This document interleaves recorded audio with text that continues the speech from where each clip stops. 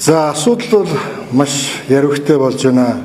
Яг тэгэхээр ардчилсан намын ерөнхийлөгчд нэр дэвших боломжтой их хурлын гишүүд, жирийн гишүүдийг улс төрийн учир шалтгаанаар ямар нэгэн байдлаар шалгах, за мөн одоо хууль хүчний байгууллагаар дамжуулан ял оноох, түүнийгээ тодорхой хугацаагаар хойшлуулах, магадгүй 27 оны ерөнхийлөгчийн сонгуул ийм эрт эхлээд ардчилсан намын нэр дэвшигч нарыг боломжийг боомлж байгаа ийм үйлдэл харагдж байна.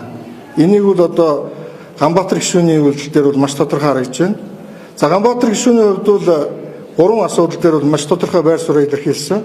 Нэгт нь ерөнхийлөгчийг 6 жилээр дахиж сонгохгүй, үндсэн хуулийн нэмэлт өөрчлөлтийг хийхгүй гэдэг дээр хатуу байр суурь илэрхийлсэн байна. За мөн газрын тосны үйлдвэр ашиглалтанд орохгүй байна. Энэ асуудал дээр бас үндэсний аюулгүй байдлын зөвлөл анхаарлаа хандуулаач гэж асуудал хандсан. За гурав дахь нь ураны асуудал дээр улсын их хурлын гишүүнийхээ хувьд, хувь хүнийхээ хувьд байр суурь маш тодорхой илэрхийлсэн. Энэ асуудлуудыг тойроод өнөөдөр Ганбаатар гишүүний эргэн тойронд байгаа хүмүүсийг шалгах, цагдах, хорих гэсэн ийм үйлдэлүүд хийж байгаа нь бол Монгол улсад бол арслыг нухсан дарах гэсэн нэг ийм үйлдэл харагдж байна гэж ойлгож байна. Ийм учраас ардчилсан намын зүгээс, ардчилсан намын бүлгийн зүгээс бол албан ёсны одоо мэдэгдэл шаардлага гаргаж байгаа гэдгийг бас илэрхийлье. Та бүхэн маш тодорхой кейсүүд хэлж байгаа.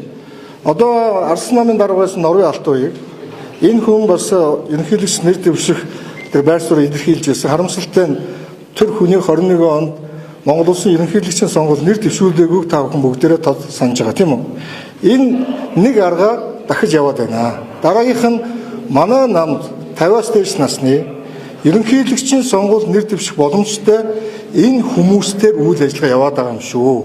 Яг тэгэхээр Ганбаатар гишүүн өөрөө ерөнхийлөгчийн сонгуул нэр дэвшихээ бас илэрхийлж байсан.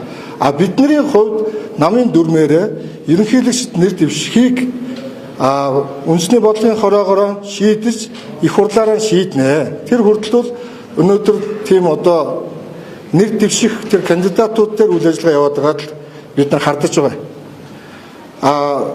Та бүхэн санаж байгаа нэг хүн рүү Монгол улсын ерөнхийлөгч чуулганы танхим дээрээс маш тодорхой дайрсан.